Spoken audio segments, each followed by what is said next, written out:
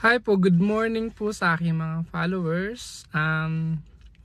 Kaninang umaga nakita ko yung anak kong lalaki na grade 9. Nag-i-scribbling siya sa kanyang notes.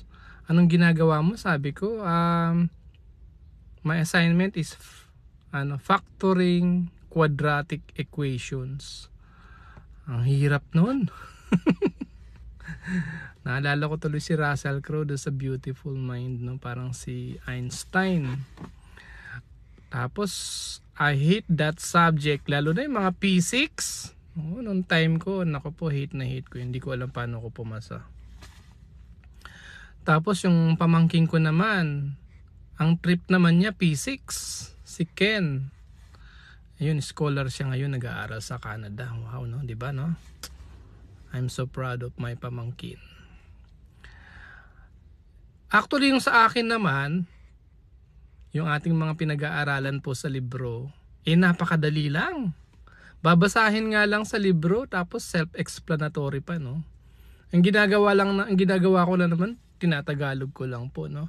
Ang ating topic po ngayon ay infant crying and colic. Kasi 'di ba problema po 'yan, yung infant crying and colic, yung mga bagong nanay at tatay, no? Yun po ay matatagpuan yung ating topic dun sa Nelson Textbook of Pediatrics sa 22nd edition sa page 156 to 157, chapter 23.1. Babasahin lang po natin, napakadali. Self-explanatory, madali lang pong intindihin. Pero ito ay problema ng mga bagong daddy and mommy, yung infant crying and colic. Ayan. Nakalagay dun sa book.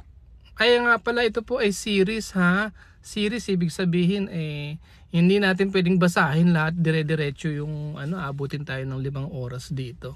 So hati-hatiin ko po yun by part.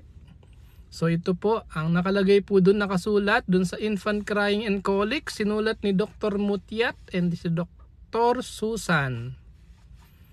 Crying or fussiness is present in all babies daw, but reaches medical attention in about 20% of infants younger than 2 months. Meaning, hindi naman po lahat ng mga baby na younger than ng 2 months ay iyak ng iyak. Mga 20% lang po. Kaya yung iba, diba, iyak ng iyak. Ayun. Although usually a transient and normal infant behavior, crying is often associated with parental concern and distress. O syempre, 'di ba, iyak ng iyak, hindi malaman kung ano ang dahilan ng kanyang pag-iyak. Dumedi naman, okay naman yung diaper. Iyak ng iyak sa mga ipaliwanag na hindi dahilan, mahipaliwanag na dahilan. Ayan. Pero transient lang yan at normal behavior lang po yan, yung mga baby natin na iyak ng iyak po.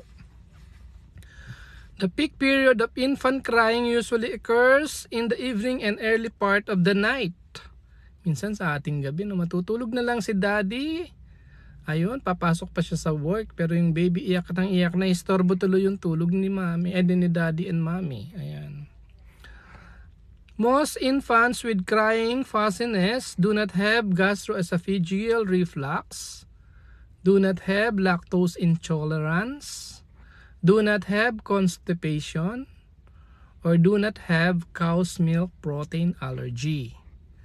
Yung mga tipong wala naman talagang dahilan, wala namang intussusception, wala namang Hirschsprung's disease, wala namang imperforate anus, walang busog naman siya, walang kadahi-dahilan, trip niya lang umiyak. Yung mga baby po na trip lang nilang umiyak, gusto lang nilang umiyak, wala silang magawa. Kasi 'di ba, pag naiinitan sila, umiiyak. Ayan. So infant crying and colic, mahaba po yun sa book, kaya hati-hatiin natin. Ito po muna ang ating part 1 uli. Thank you po, good morning.